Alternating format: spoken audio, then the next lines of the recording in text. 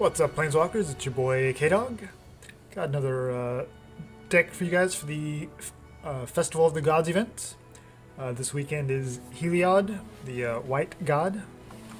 And for this one, we get the Immortal Sun emblem. And if you don't know what that is, it was a 6-mana artifact from the Ixalan block, where Planeswalker abilities cannot be activated. You draw an extra card during your draw phase, and creatures you control get +1/+1, and spells you cost 1 generic mana less to cast. Alright, so there's a lot of text on that card. Immortal Sun. But this is the deck that I've been running and had some pretty successful matchups. So the idea is you don't really need 1-drops because everything is reduced casting cost, and yeah, just play a bunch of creatures, pump them up, and try to close out the game before your opponent knows what hit them, because we are running Gruul. Alright, so starting here at the 2-drop slot, running 4 Burning Prophets. It's a nice 1/3. Whenever you cast a non-creature spell, it gets +1/+0 until end of turn, and we also get the Scry. So that's pretty powerful with the rest of our deck. The real engine here, the real all-star Dreadhorde Arcanist. It's a 1/3 with Trample. Whenever it attacks, you may cast target instant or sorcery card with converted mana cost less than or equal to its power from your graveyard without paying its mana cost. So any instants or sorceries in our graveyard that are equal to or less than its power, since the Immortal Sun gives a power boost, it'll at least be 2. So any 2 casting cost sorceries or instants will get a free activation out of our graveyard, so we can cast them before combat, go to attack step, Dreadhorde Arcanist triggers, and cast it again for free. And then we also have some instants too that we can add on top of that, plus the Trample. I mean, this is going to deal a ton of damage. For a little bit of removal, we're going to run a couple of Lava Coils, just a nice 1 mana, deal 4 damage to target creature, and exile that creature. For a combat trick, we got Sure Strike, target creature gets +3/+0, and First Strike until end of turn. 4 Kraul Harpooners. Instead of the Zertog Goblin, we're going to run the Harpooner, because it can basically be played on turn 1, and also gives us a little bit of game against flyers. Another combat trick is 4 Titanic Growth. Target creature gets +4/+4 until end of turn. Collision Colossus. We don't really get a cost reduction for the Colossus side because it is red and green, but just +4/+2 and Trample with the Dreadhorde Arcanist and Spellbreaker and things like that. It just works so well that we're going to play it, and it's worth it anyway. Same thing here with Domri's Ambush. For red and green, we get to put a +1 counter on target creature, and then that creature deals damage to its power to a creature planeswalker you don't control. We shouldn't see any planeswalkers because they can't be activated unless somebody just wants to play it for their static. So that's possible, but nothing I've come across yet. And here's my super secret tech. A couple copies of Blow Your House Down. Because this event seems to really encourage getting a lot of creatures down with the extra card draw and the card cast reduction. It seems like most people are running very aggressive creature-based decks. So up to 3 target creatures can't block this turn and destroy any of them that are walls. So it could come in handy like a Birth of Meletis wall, things like that. And even with like a Dreadhorde Arcanist, we can do this twice, and then our opponent can't block with any of their creatures, and we can just get through for a bunch of damage. Hopefully close out the game. I've actually won a couple games with it, so it's actually been surprisingly well. A couple of Thrashing Brontodons.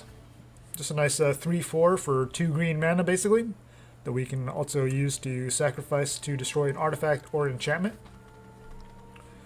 Because, obviously Banishing Light and things like that are running around, so this gives us a little bit of protection in those situations. And then topping out our deck here is all 4 Gruul Spellbreakers. In this case, it's a turn 2 3/3 with Riot and Trample, which actually becomes 4/4. And then we can make it either a 5/5 or a 4/4 with haste. So yeah, it works really well in this event. And go over the mana base, we're running 7 Mountains, 7 Forest, all 4 Stomping Grounds, and then just 3 Temple of Abandons and 3 Fabled Passage.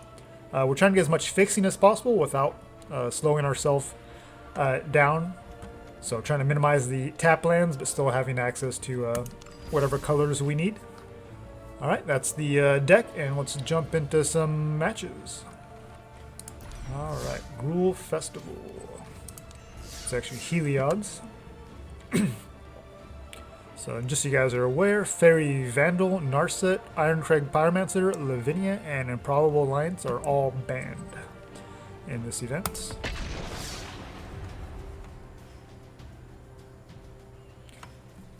So when I first started this event a little bit earlier, I was just trying to get a feel for it and kind of ran some decks that I'd already brewed for standard, and I just kind of got owned left and right.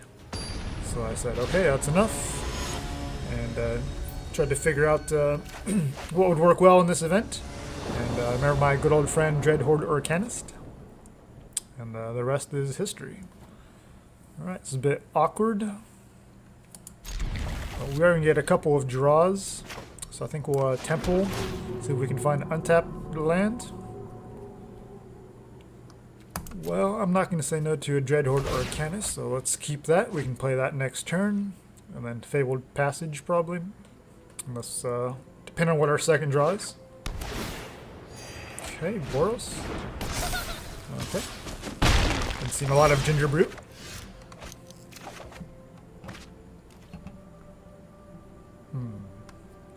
Well, we could Stomping Ground, but that's not very appealing at this stage of the game. Actually, it's probably worth getting rid of our good friend Ginger Brute here. Slow him down a little bit. So we're going to take 2 anyway. Might as well pay the 2 life and get rid of it.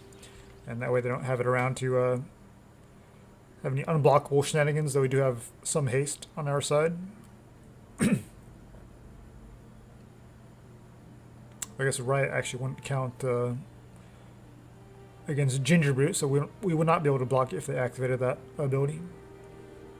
So yeah, next turn we can Gruul Spellbreaker plus Sure Strike or Lava Coil.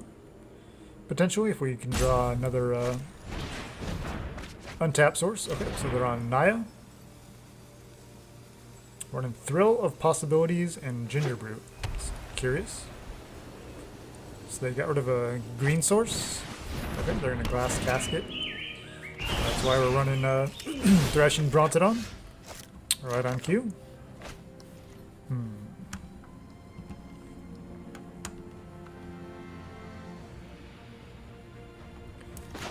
don't think we're too worried about it just yet.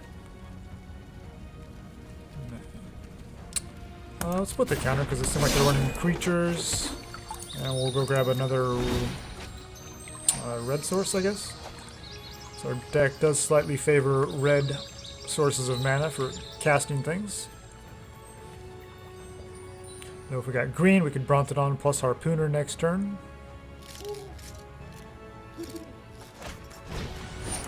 Lucky Clover. Okay. We haven't seen any adventure spells from them yet, so I'm kind of curious what they're doing with that. Okay, now they play a forest.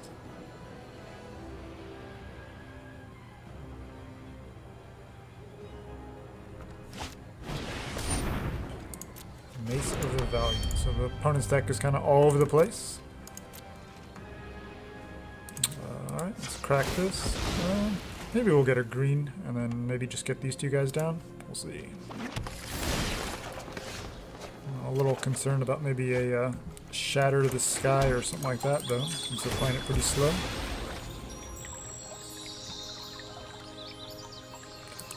We'll grab a red source. I think we'll get our Brontodon down. And let's go ahead and just get in for some extra damage. And then we'll have the activation on Brontodon open. If they do go for the sweeper, and we've got a couple creatures still on hand to follow up with.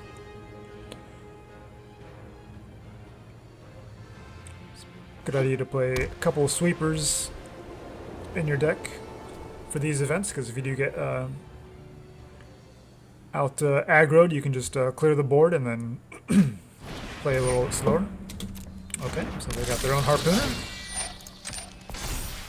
Trigger the Mace. Still no adventure spells. I'm not sure what Lucky Clover is doing here.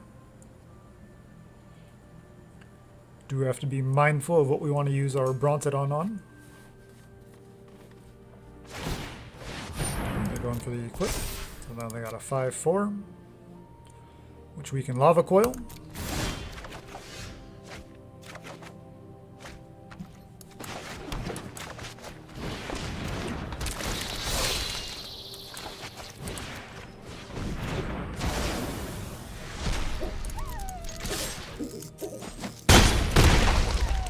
We have more than lethal. So I think we just want to hold these two guys back in case they do show us a Shadow of the Sky or something.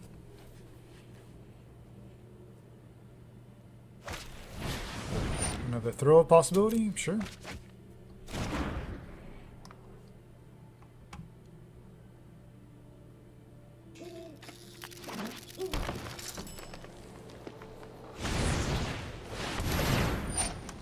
Okay, they're going to destroy all creatures.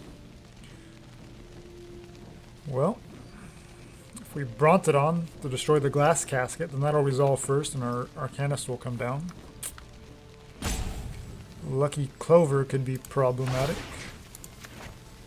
If they have other spells. And Mace isn't too threatening just yet. Not sure what Lucky Clover and Realm Cloak Giant have in common, but I guess it seemed good to them. So we'll save one Harpooner, just in case. We want to get a couple creatures down at least. We do have that Sure Strike in our graveyard, and we also have a Lava Coil. A couple Lava Coils, so we'll see what they do. We're still 1 mana off of casting the giant side of the Realm Cloak Giant. Okay, we got an Evolving Wild. That's not the untapped source they need to play it here. But still plenty of cards in hand.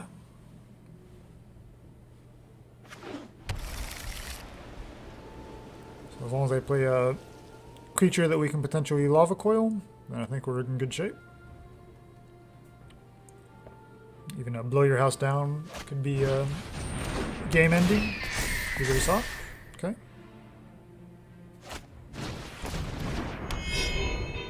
So they're going to Mirror Shield the Hawk.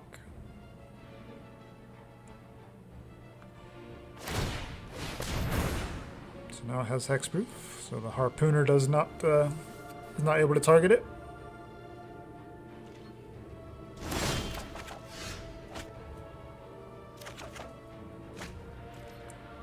None of our spells work here. I mean, if we just attack with both, and the Arcanist can replay that Sure Strike.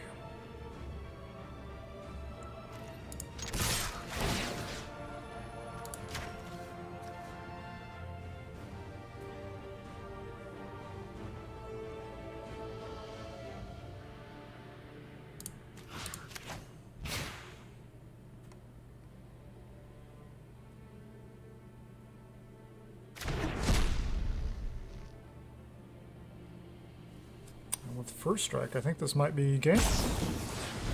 Huh?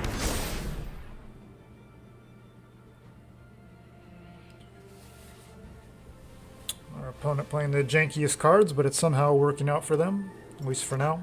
It's a little frustrating. Wow.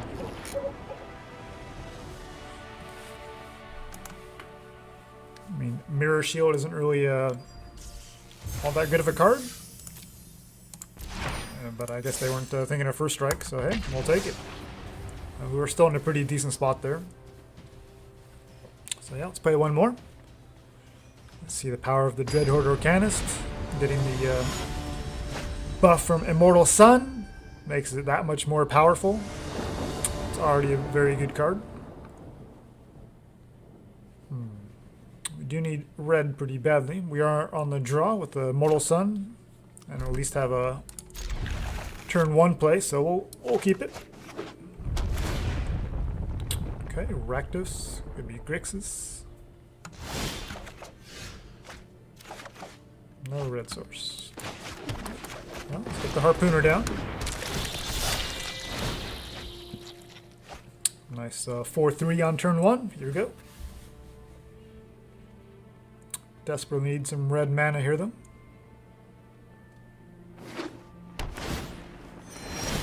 More Rakdos lands. Well, Fabled Passage can get us a red source. So unfortunately, our opponent gave us a nice opening with this slow start, but we were not really able to capitalize.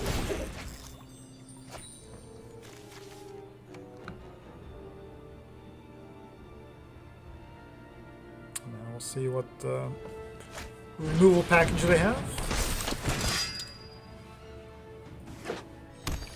Stormfist Crusader when we're already drawing a bunch of cards. Is this just like a Rakdos aggro Regisar? No, Mardu. Okay, so Mardu Knights maybe? Wow, all the green mana still.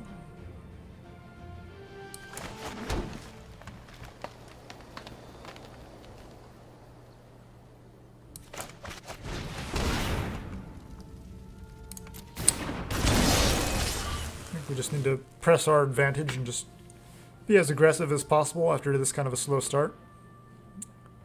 Even though maybe the +1 counter would have been a little bit more ideal. If they want to trade, that's fine. Okay,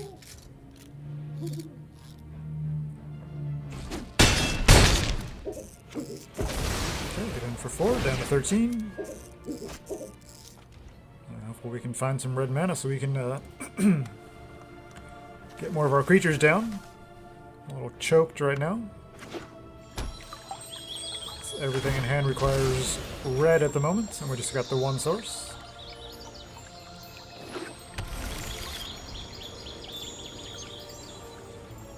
Opponent is in good shape with their lands.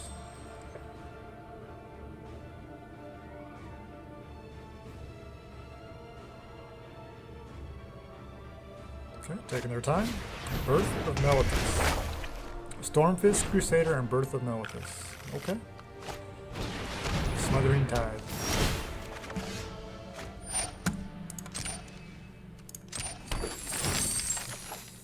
Not really sure what the point of all that is. This is really unfortunate. Even with the Immortal Sun, still not able to find red.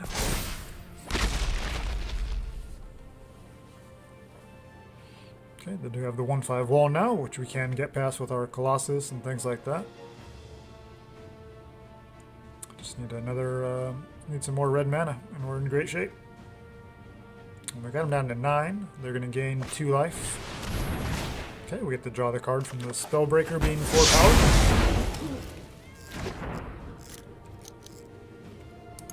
I guess we'll pay. We don't have anything else that we're going on. So our opponent on some really weird deck. Not sure what they're planning to do with all the Smothering Tithe mana. There's some Mercy Powers, Underworld Dreams. Okay, we do have the Thrashing Brontodon.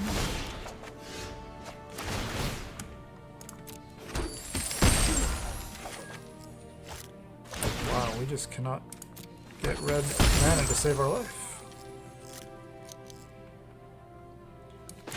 Go for the Scry.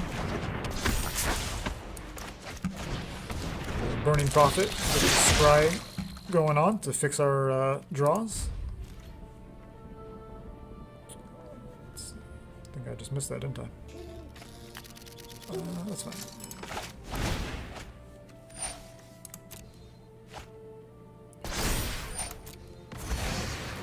Tilted over these land drops and forgot to play the Forest. It's alright.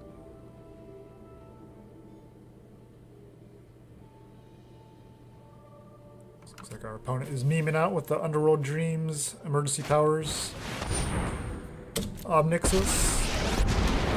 And we've been stuck on red mana, so we have not been able to punish them appropriately, which our deck is more than capable of doing.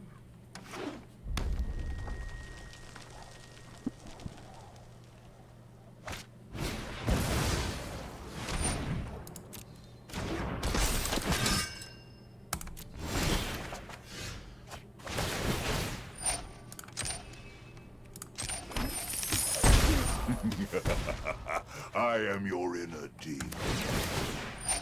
Okay.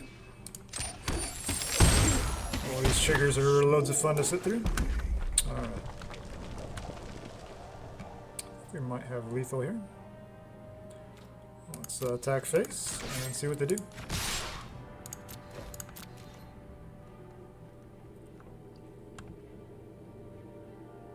And block the Harpooner again.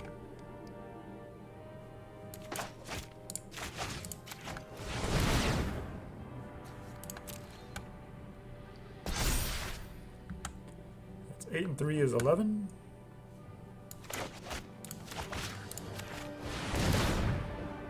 Oh yeah.